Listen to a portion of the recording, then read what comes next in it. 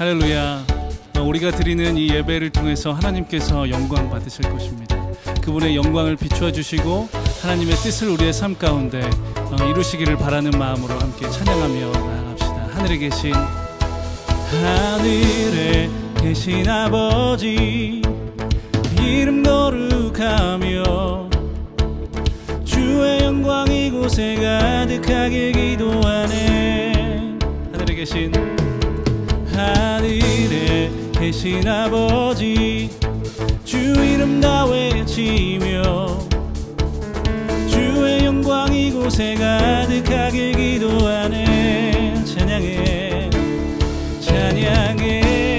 새 노래로, 찬양해 새 노래로, 찬양해 새 노래로 주님께.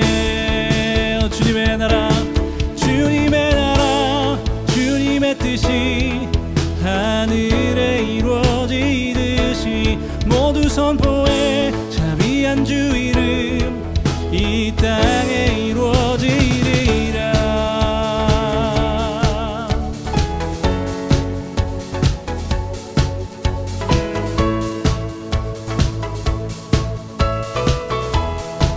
날마다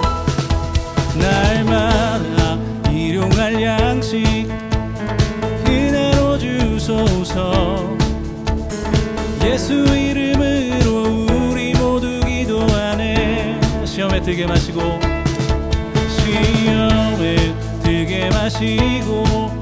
악에서 구원하소서. 예수 이름으로 우리 모두 기도하네. 찬양해 새 노래로, 찬양해 새 노래로, 찬양해 새 노래로 주님께. 주님의 나라, 주님의 뜻이 하늘에 이루어지듯이 모두 선포해 자비한 주 이름 이 땅에 이루어지리라. 주님의 나라, 주님의 뜻이 하늘에 이루어지듯이 모두 선포해 자비한 주 이름 이 땅에 이루어지리라. 모든 나라 주께, 모든 권세 주께, 모든 영광 영원히 아멘. 모든 나라 주께, 모든 권세 주께, 모든 영광 영원히 아멘. 모든 나라 주께, 모든 권세 주께, 모든 영광 영원히 아멘. 모든 나라 주께, 모든 권세 주께, 모든 영광 영원히 아멘.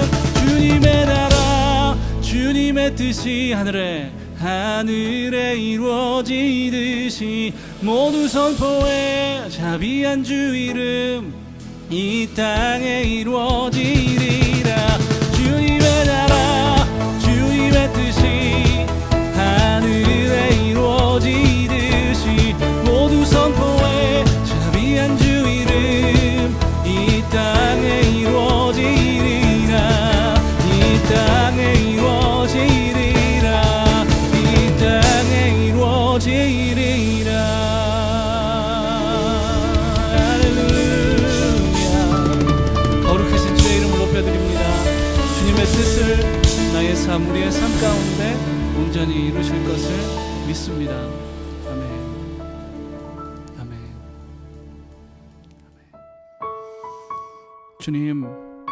주님의 끝없는 자비와 은혜와 긍휼을 느끼고 바라보며 찬송을 올려드립니다. 하나님이시여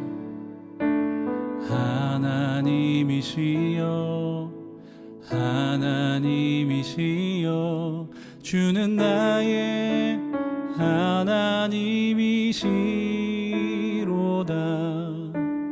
나의 몸과 마음 주를 갈망하며 이제 내가 주께 고백하는 말. 여호와는 나의 힘이요 여호와는 나의 구원이시니 내가 누구를 두려워하리요 여호와는 생명의 피난처시니 주의 인자가 생명보다 나음으로 내 입술이 여호와를 찬양하리 내 평생에 주를 찬양하며 주의 이름으로 내 손 들리라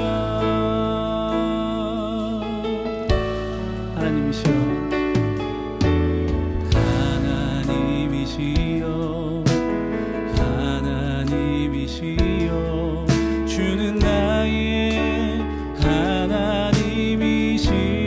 하나님이시로다 나의 몸과 마음 주를 갈망하며 이제 내가 주께 고백하는 날 여호와는 나의 힘이요 여호와는 나의 구원이시니 내가 누구를 두려워하리요 여호와는 생명의 피난처시니 주의 인자가 생명보다 나음으로 내 입술이 여호와를 찬양하리 내 평생에 주를 찬양하며 주의 이름으로 내 손 들리라 주의 인자가 생명보다 나음으로 내 입술이 여호와를 찬양하리 내 평생에 주를 찬양하며 주의 이름으로 내 손 들리라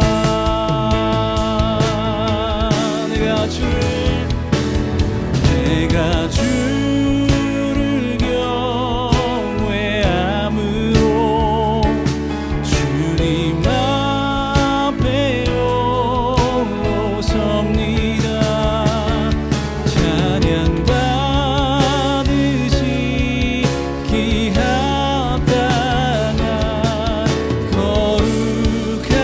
거룩하신 주님 내가 주를 경외함으로 주님 앞에 홀로 섭니다 찬양 받으시 기합당한 거룩하신 주님 내가 주를 경외함으로 주님 앞에 홀로 섭니다 찬양 받으시 기합당한 거룩하신 주님 내가 주를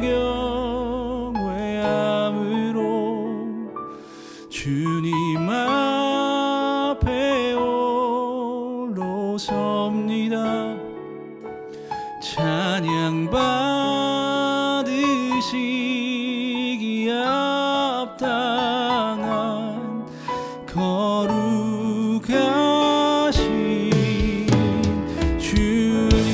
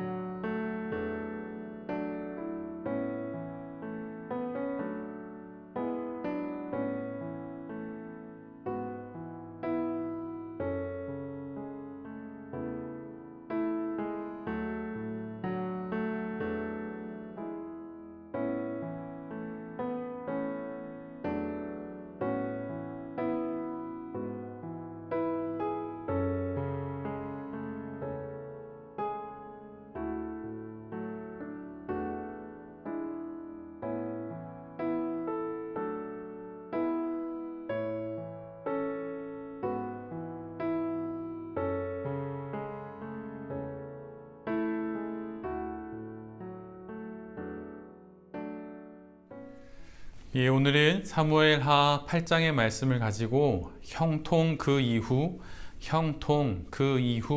하는 제목으로 함께 하나님 말씀을 나누도록 하겠습니다. 오늘 사무엘하 8장은 법궤를 옮긴 다윗의 그 이야기 이후에 이제 다윗이 벌이고 있는 일들을 기록해 놓고 있습니다. 그런데 사실 우리 본문의 순서상으로는 7장에 뒤이어서 8장이 기록되어 있지만 사실 오늘 본문 사무엘하 8장은 5장에 뒤이어서 읽는 것이 훨씬 더 매끄러운 문맥입니다. 그런데 그러한 전체적인 이해를 갖고 오늘 본문을 한번 같이 보려고 합니다. 사무엘하 8장은 다윗이 이방의 여러 나라들을 차례로 정복하고 있는 내용들을 기록하고 있습니다. 우리가 익히 잘 알고 있는 나라들 뿐만 아니라 잘 모르는 나라들까지 이스라엘 주변의 모든 이방 나라들을 차례대로 정복하고 있고, 그래서 이제 완전하게 안전한 또 평화를 이루는 이스라엘을 이제 만드는 그런 다윗의 모습을 기록하고 있습니다. 그래서 통일된 이스라엘의 왕이 된 다윗이 아람과 또 모압, 또 암몬과 블레셋, 아말렉과 소바의 왕 르홉의 아들 하닷 에셀에 이르기까지, 그리고 에돔에 이르기까지 모두 정복하는 내용이 기록되어 있죠. 이스라엘 주변에 이제 다윗의 손에 의해서 정복되지 않은 나라가 없을 정도로 다윗은 주변의 모든 나라들을 다 정리하게 됩니다. 그리고 그뿐만 아니라 오래도록 하닷 에셀과 전쟁을 벌였던 하맛 왕 도이는 아들 요람을 보내서 하닷 에셀을 이렇게 정복한 다윗에게 감사의 마음까지도 전하게 되지요. 소란한 주변의 모든 상황들이 이제 정리가 됩니다. 그리고 다윗을 중심으로 이스라엘을 정의와 또 공의로 통치할 통치 조직들도 구성되어 있다고 하는 것을 이제 사무엘하 8장의 후반부에 기록해 놓고 있죠. 이제 모든 것이 완결되었습니다. 이제 마침표가 찍어진 거죠. 그리고 최고 정점에 이제 이른 것입니다. 그런데 오늘 본문을 1절부터 마지막 절까지 읽어나가다 보면 그 모든 과정들이 어떻게 이루어진 것인지를 6절과 14절에 이렇게 기록해 놓고 있습니다. 제가 읽어드리면, 다윗이 어디로 가든지 여호와께서 이기게 하시니라. 14절은 다윗이 어디로 가든지 여호와께서 이기게 하셨더라. 다윗이 이스라엘 주변의 모든 나라들을 정복하고 이제는 정의와 공의가 가득한 이스라엘을, 통일된 이스라엘을 만들 수 있었던 이유는 다윗에게 있지 않다는 것을 성경은 명확하게 기록하고 있습니다. 다윗이 어디로 가든지 여호와께서 이기게 하시니라. 다윗의 능력 때문이 아니고 다윗의 탁월함 때문이 아니고 하나님의 은혜로 다윗이 이기게 된 것입니다. 다윗이 형통을 누리게 된 것은 다윗 그 사람 때문이 아니라 바로 하나님 때문이라고 성경은 명확하게 기록해 놓고 있어요. 슬로베니아 출신의 철학자인 슬라보의 지작이라고 하는 사람이 있습니다. 그가 이런 말을 했어요. 혁명보다 더 중요한 것은 혁명 그 다음 날이다. 모든 이들이 새로운 세상, 더 나은 세상을 꿈꾸며 혁명을 일으키지요. 세상을 새롭게 하는 모든 시도들이 혁명을 통해서 성공을 거두게 됩니다. 그런데 그 혁명들이 이후로 번번이 실패하는 이유가 있는데, 그것은 무엇이냐면 혁명 그 다음을 준비하지 않기 때문이라고 슬라보의 지잭은 그렇게 이야기를 합니다. 돌베개 교회 모든 성도님들은 지금 레위기 말씀을 함께 묵상하고 있죠. 지난 금요일과 토요일 양일에 걸쳐서 속죄제에 관련된 말씀을 함께 묵상했습니다. 우리의 신앙이 번번이 실패하고 또 이제는 무감히 신앙적인 실패를 당연한 걸로 여기며 살아가는 이유가 무엇일까요? 그것은 우리가 지난 주 중에 묵상했던 그 속죄제의 말씀을 갖고 이야기를 하자면 속죄제만 드릴 뿐 속죄제 그 이후의 삶을 준비하지 않기 때문입니다. 비록 속죄는 이루어졌지만 그 속죄로 인해서 새롭게 시작된 그 다음 날을 하나님의 용서를 안고 살아가야 할 그 일상의 수많은 날들을 온전히 살아가지 않기 때문에 우리의 신앙이 번번이 실패하게 되는 것입니다.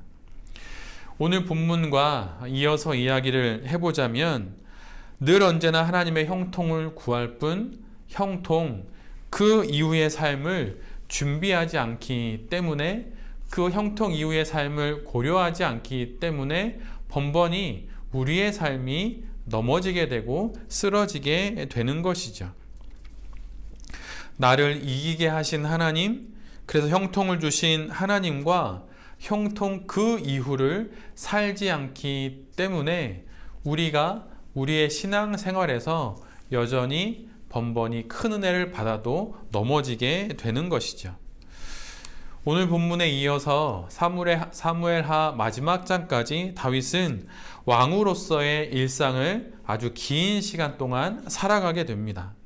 절정의 순간을 계속 사는 것이 아니라 그 절정의 순간 모든 것이 완결되고 주변의 모든 이방 나라들을 정복하고 모든 것이 이루어진 바로 그 순간을 지나 이제는 절정의 순간에서 내려와서 일상의 평지를 왕으로서 걸으면서 살아야 합니다.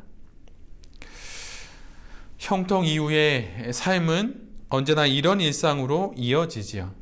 속죄의 제사를 드린 이후에 그 새로운 삶이 언제나 일상으로 이어지듯이 말입니다.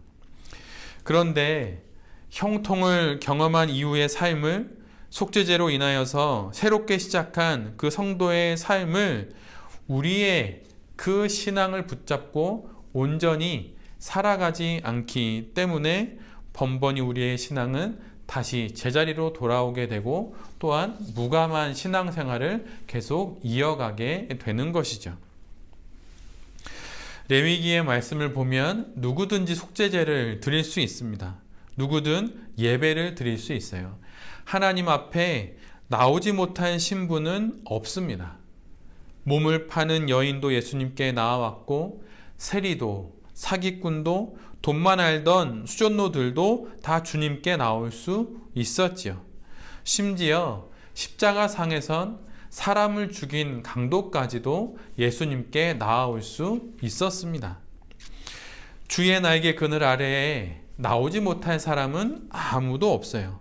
누구든 그 누구든 주님께 나아올 수 있습니다. 그러나 그 날개의 그늘 아래를 떠날 때 그들 모두는 성도로서 떠나야 하는 거예요. 그리고 그 성도의 모습으로 일상을 잘 살아가야 하는 것입니다. 형통 이후 역시 마찬가지이죠. 그렇게 바라던 형통을 받았고 누렸다면 다시 시작하게 되는 그 삶 속에서 우리는 성도의 모습으로 그 수많은 일상들을 잘 살아가야 합니다. 신학을 공부하면서 전도사가 되고 또 목회자가 되어서 여기까지 이르게 된 게 저의 삶인데 그 모든 기간들을 생각해 보면 어느 하나 인생의 시간들 속에 이렇게 펄쩍펄쩍 건너뛰면서 살 수 있었던 그런 순간은 없었던 것만 같습니다. 좋은 것만을 골라서 취사 선택해서 좋은 것을 취하고 또 다음 좋은 것을 손에 쥐고 그렇게 연이어서 살면 좋겠지만 그런 인생은 없다고 하는 거죠. 형통의 때를 한번 만났으면 또 그 형통에 이어서 또 다른 형통이 이어지고 또 그 다음에 또 다른 형통이 이어지는 그러한 삶이 주어지면 좋을 수 있겠지만 우리가 사는 그 인생 속에 그러한 삶은 존재하지를 않습니다. 좋은 것만을 골라가며 나쁜 것들은 공중공중 뛰어넘어 살 수 없는 것이 바로 우리의 인생입니다.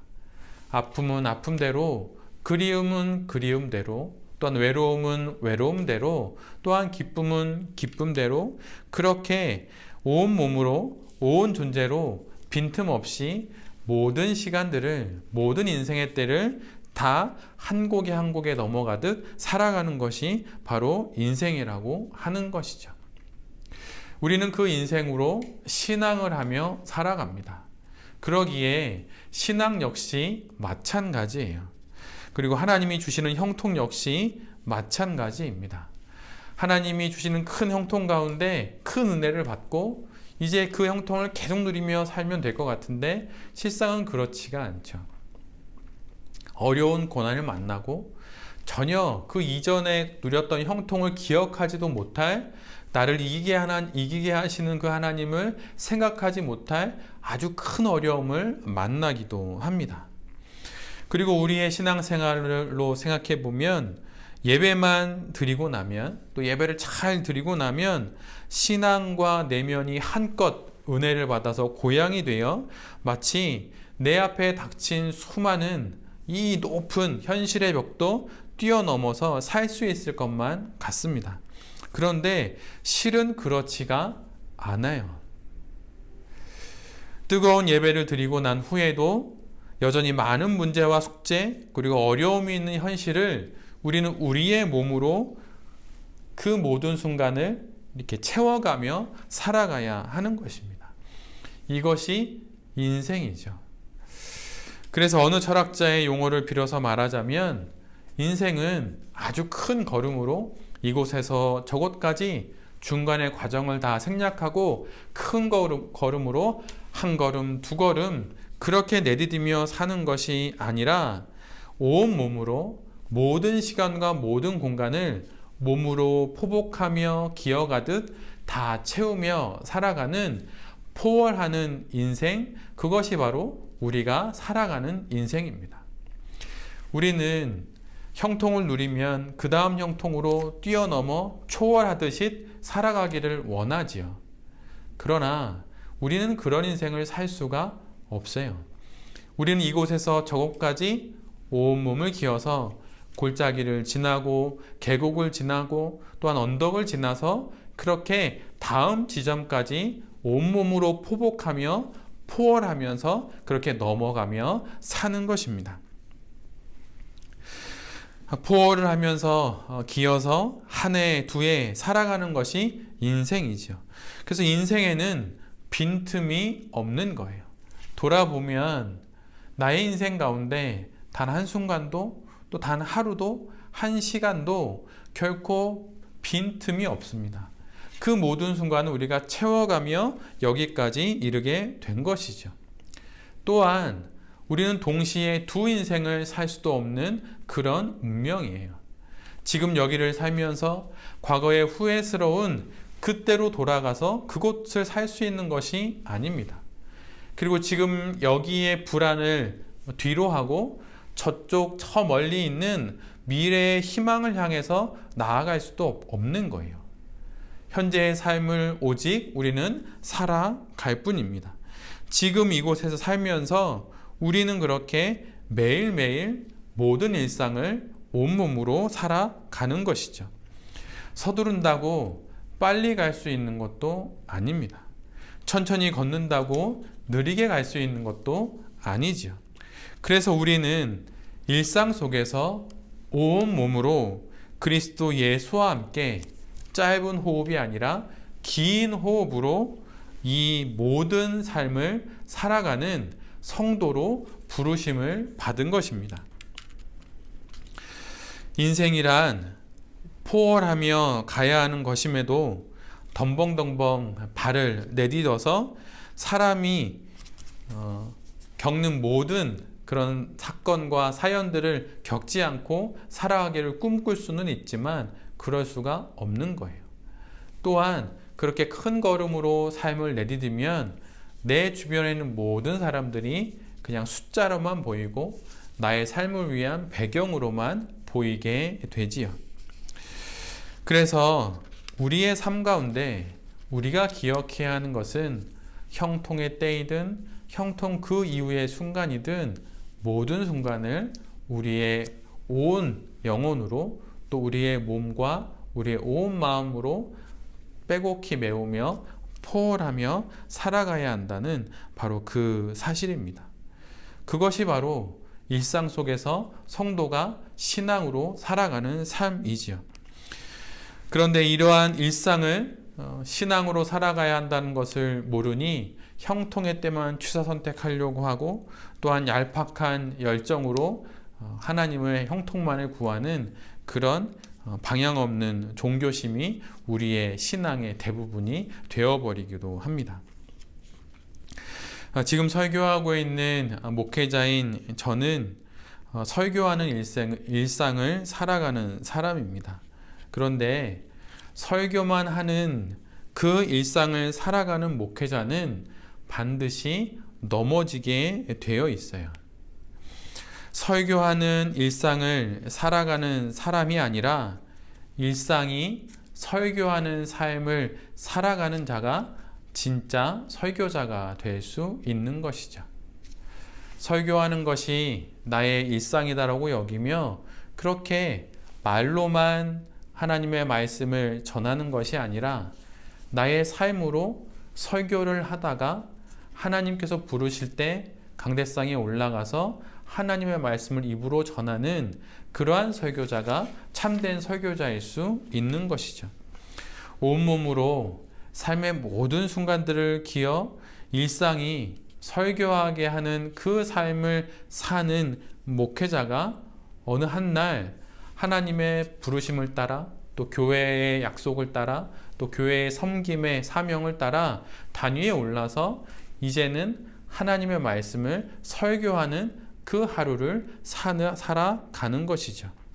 그리고 나서는 설교 이후에 다시 내가 살아야 하는 삶의 모든 순간들을 설교하는 일상으로 설교하는 그 삶을 살아가는 것입니다. 왜 수많은 목회자들이 실패하고 무너질까요?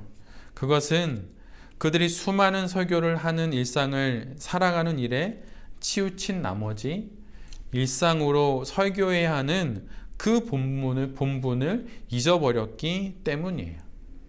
설교하는 그날만 준비할 뿐 설교 그 다음 날을 준비하지 않기에 수많은 목회자들이 무너지고 또는 쓰러지고 타락하게 되는 것이죠.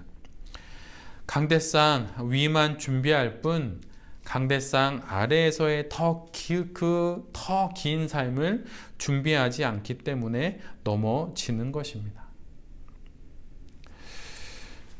그렇다면 성도들은 어떠할까요? 왜 수많은 성도들이 무감한 영혼이 되어서 신앙생활을 하고 또 예배를 드리게 되는 것일까요? 그것은 바로 그들이 예배만 생각할 뿐 예배 그 다음 날들, 그 긴 일상들을 온전히 신앙으로 살아내지 않기 때문입니다. 예배 그 다음 날을 준비하지 않기 때문이에요. 형통, 그것을 끊임없이 말하지만 형통 그 이후를, 형통한 날 그 다음에 이어지는 형통 이후의 그 날들을 준비하지 않기 때문에 우리 모두가 그렇게 넘어지게 되는 것입니다. 몽테뉴라고 하는 사람의 자서전에 이런 글이 나옵니다. 아무 데로나 가려는 자는 그 어느 곳에도 가지 못하는 법, 그 어떤 항구도 목적지로 삼지 않는 사람에게는 바람도 아무 쓸모가 없다. 예배를 통해 성령의 바람을 만난들 예배가 끝난 이후 성도로 살아가는 그의 인생이 어디로 가야 할지, 어느 항구로 가야 할지 생각하지 않기 때문에 그 바람은 그저 스쳐 지나가는 그럴듯한 미풍이 되어 버리는 것입니다. 그렇게 바라던 형통을 받아도 형통 그 이후에 살아가는 그 긴 일상의 날들을 준비하지 않기에 형통을 늘 언제나 또다시 바라고 그리워할 뿐 그 이후의 삶 가운데 끊임없이 실족하게 되는 것이죠. 이것을 우리는 곧 이어지는 사무엘하 9장 이후에 나오는 다윗의 인생의 후반전에서 우리는 그것을 확인하게 됩니다.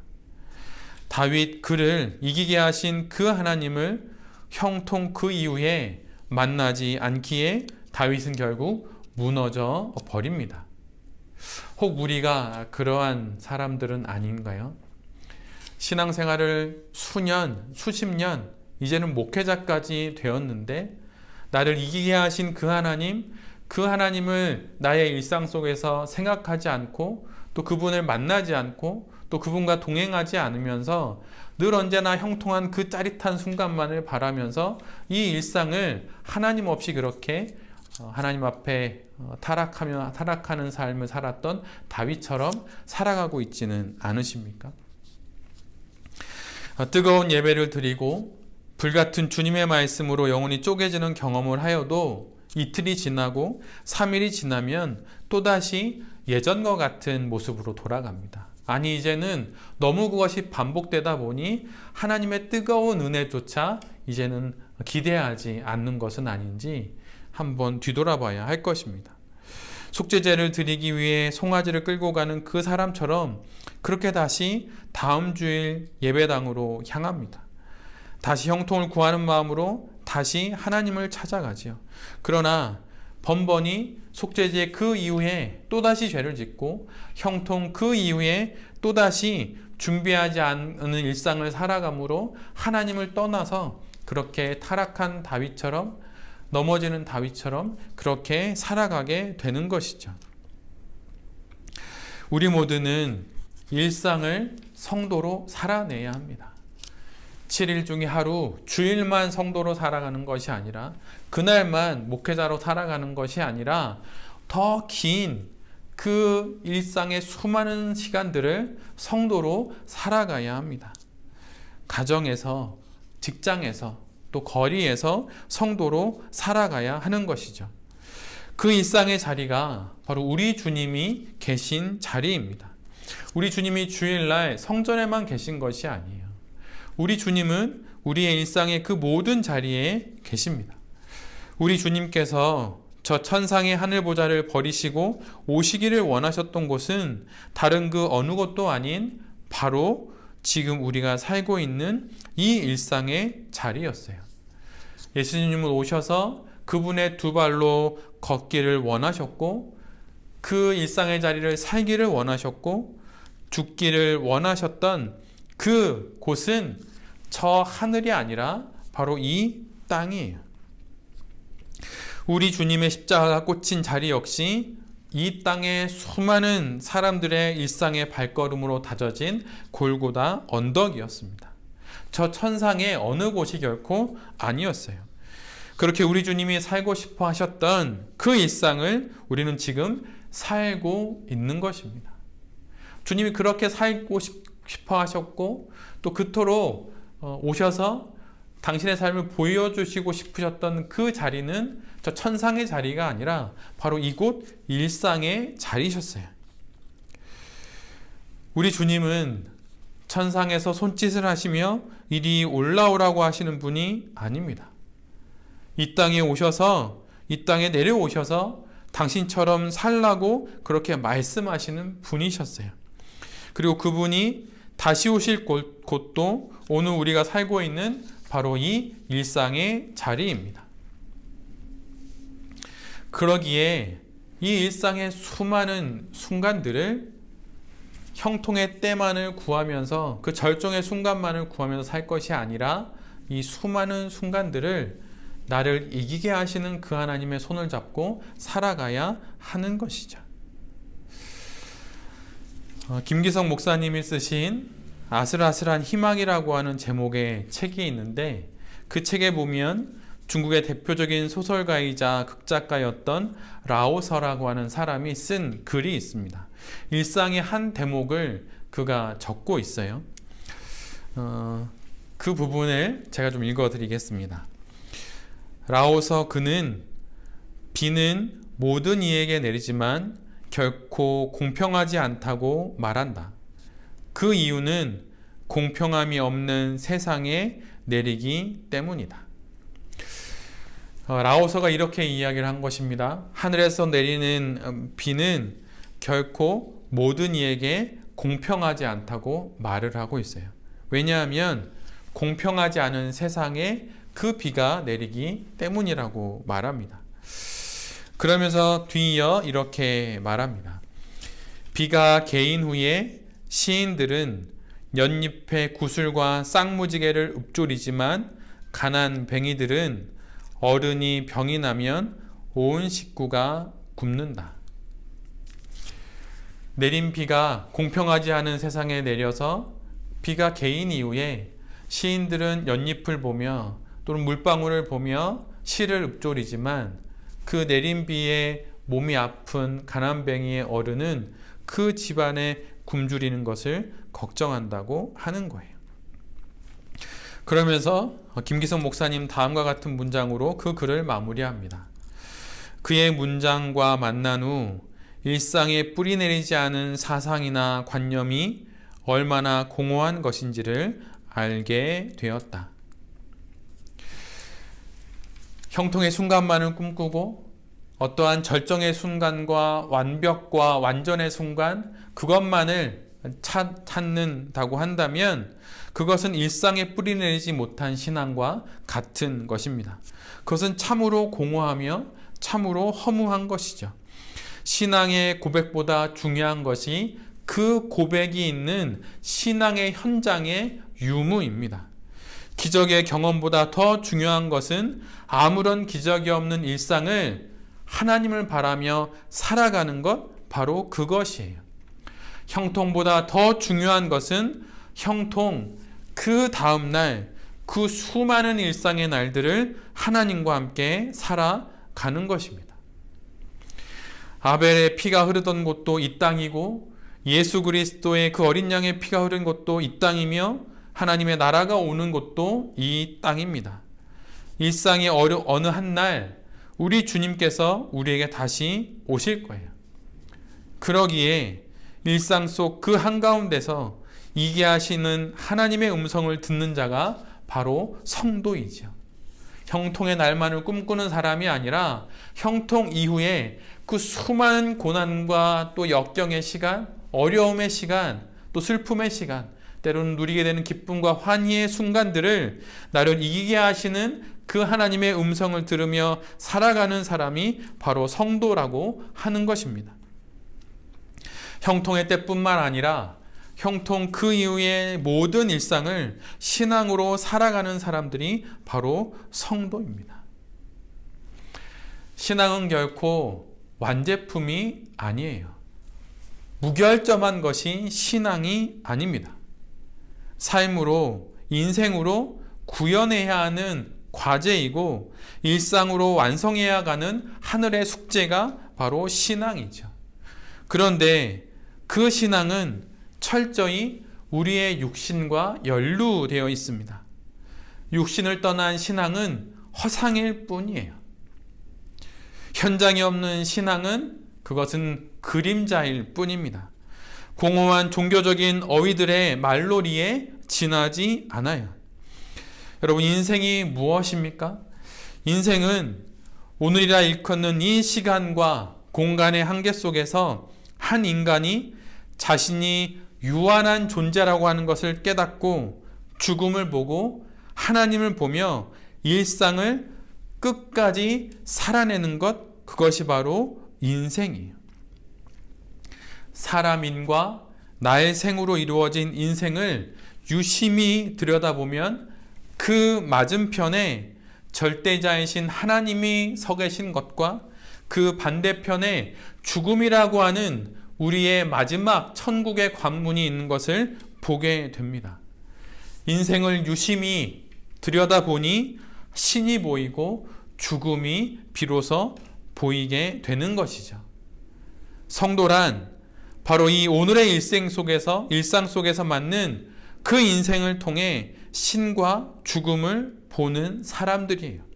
그래서 땅의 허상과 하늘 위의 천상 사이에서 신을 알고 죽음을 아는 자로 일상을 나를 이해하시는 하나님과 두 손 꼭 잡고 살아가는 자가 바로 성도입니다. 그리고 그 삶을 통하여 신앙을 조금씩 더 완성해 나가는 자가 바로 성도입니다. 그 성도가 바로 이 말씀을 듣는 여러분과 바로 이 말씀을 전하는 제 자신의 영원한 정체성이에요. 지난 수요일은 사순절이 시작되는 제 수요일이었습니다. 제 수요일의 주제는 회개와 갱신이에요. 이 예배에서는 다음과 같은 말씀을 기억하며 회개하는 표시로 제를 이마에 바릅니다. 그 말씀은 바로 이것이에요. 너는 흙에서 왔으니 흙으로 돌아갈지니라. 너는 흙에서 왔으니 흙으로 돌아갈지니라. 이것을 우리 모두가 기억해야 합니다. 로버트 웨버라고 하는 사람이 그의 책에서 제 수요일에 대해서 다음과 같은 말을 기록하고 있습니다. 제가 읽어드릴 테니 한번 잘 들어보십시오. 제의 수요일로부터 시작하여 사순절 기간 전체를 관통하는 중요한 메시지가 있다면 그것은 우리 안에 회개하는 새로운 심령을 창조하는 것이다. 우리 안에 회개하는 새로운 심령을 창조하는 이는 자비로우신 하나님이다. 하지만 우리는 회개하는 가운데 죄를 버리고 믿음으로 하나님께로 돌아서서 하나님의 은혜를 받아들여야 한다. 그래서 금식과 기도 그리고 자선을 베푸는 일처럼 성도의 지속적인 회심을 내면에서 경험하도록 안내하는 외적인 수련 활동들을 통해서 우리는 이러한 영적인 전환에 대하여 도움을 받게 된다. 제 수요일로부터 시작되는 사순절을 관통하는 중요한 메시지가 있다고 웨버는 말합니다. 그것은 우리 안에 회개하는 새로운 심령을 창조하는 것이라고 말하고 있어요. 그런데 이 새로운 회개의 심령을 창조하는 것은 자비로우신 하나님이 하시는 일이라고 말합니다. 그렇지만 그는 덧붙여 이렇게 말하고 있어요. 우리는 성도들은 회개하는 가운데 죄를 버리고 믿음으로 하나님께로 돌아서서 하나님의 은혜를 나를 회개케 하시는 하나님의 그 은혜를 받아들여야 한다고 말하고 있습니다. 그래서 사순절 기간 동안 금식을 하거나 기도를 하거나 자선을 베풀면서 성도의 지속적인 회심을 내면에서 경험하도록 그렇게 경험하게 하는 외적인 수련 활동들을 신앙의 훈련들을 해야 한다고 말하고 있는 것입니다. 우리 모두는 지금 사순절의 한가운데서 이 말씀을 듣고 있습니다. 형통의 때뿐만 아니라 형통 이후에 이어지는 그 수많은 시간 속에서 우리가 만나야 하는 건 우리를 회개케 하시는 그 하나님이고 그 하나님의 회개케 하시는 은혜를 받기 위하여서 우리가 우리에게 주어진 수많은 일상 속에서 금식과 기도와 또 나를 회개케 하는 영적인 많은 은혜의 방편들을 누리고 또한 사용하면서 이 시간들을 지나가야 한다고 하는 것이죠. 그래서 돌베개 교회에서는 3월 중에 3월 하순쯤에 지난 복음 모임에 이어서 또 기도 모임을 시작하려고 또 하고 있기도 합니다. 너는 흙에서 왔으니 흙으로 돌아갈 것이니라. 이 말씀을 기억하면서 이 사순절 기간 금식과 기도 또는 성경을 읽고 선을 베푸는 그 일들로 우리 안에 새로운 심령을 창조하시는 그 하나님을 다시 만나고 그 하나님의 은혜를 누리는 은혜의 방편들을 우리가 손에 쥘으로 하나님과 함께 형통의 때뿐만 아니라 형통 그 이후의 날들을 잘 살아가려고 결단하는 우리 모두가 되기를 간절히 빕니다. 형통의 날들이 우리에게 있으면 마음껏 감사하고 하나님께 영광을 돌려야 하겠죠. 그러나 우리에겐 더 많은 날, 형통 그 이후의 시간들이 일상이란 이름으로 우리에게 주어져 있습니다. 그 긴 일상의 시간들을 하나님을 바라보면서 하나님의 손 꼭 부여잡고 사순절을 지나는 그 마음으로, 또 나를 새롭게 하시는 그 하나님의 은혜를 바라는 마음으로 매일매일을 잘 살아서 천국에 이르게 되는 그 날이 우리 모두에게 있게 되기를 간절히 소원합니다. 그러한 삶을 하나님 앞에서 잘 살아가시는 모든 성도님들과 또 이 말씀을 전하는 제 자신이 될 수 있기를 간절히 기도드립니다. 아멘. 다 같이 주신 말씀을 놓고 함께 기도하도록 하겠습니다. 주님, 형통의 날만을 바랄 것이 아니라 형통 그 이후의 일상을 거룩히 잘 살아내는 우리 모두가 되길 간절히 소원합니다. 그래서 이 세상 속에서 천상을 바라보며 두 발로 딛고 있는 우리의 이 일상을 주님과 호흡하며 살아가게 하여 주시옵소서. 주님이 그토록 살기를 원하셨고 또한 죽으셨던 그 일상의 자리에서 우리가 지금 살아가고 있음을 기억하며 우리의 육신으로, 우리의 영혼으로 신앙을 완성해 가게 하여 주시옵소서. 제 수요일로 사순절을 시작하여 지금 지나가고 있습니다. 주님, 그 제 수요일에 우리에게 주신 주의 말씀을 기억하기를 소원합니다. 너는 흙에서 왔으니 흙으로 돌아갈 것이니라. 영혼의 눈을 들어 우리 인생의 맞은편에 서 계신 신이신 하나님과 우리 생의 마지막을 보게 하셔서 주님께서 기뻐하시는 길을 걷게 하시고 우리의 그 발걸음을 주님 지켜주셔서 비틀거리더라도 우리의 손을 잡아주셔서 넘어지지 않고 주님께 나아가는 우리 인생이 되게 하여 주시옵소서. 이 모든 말씀 우리 주 예수 그리스도의 이름으로 기도드리며 이제는 우리 주 예수 그리스도의 한없는 은혜와 하나님 아버지의 다함없는 사랑과 성령 하나님의 교통하심의 은총이 이 시간 두 손 모아 머리 숙여 형통의 날뿐만 아니라 형통 그 이후의 일상도 거룩하게 살아가기를 소원하는 모든 이들 위에, 그들의 가정과 직장과 사업 위에, 그리고 전쟁과 죽음의 공포 가운데 있는 우크라이나 위에, 그리고 이 나라와 이 민족 위에 이제로부터 영원까지 함께 하시옵기를 간절히 축원하옵나이다. 아멘.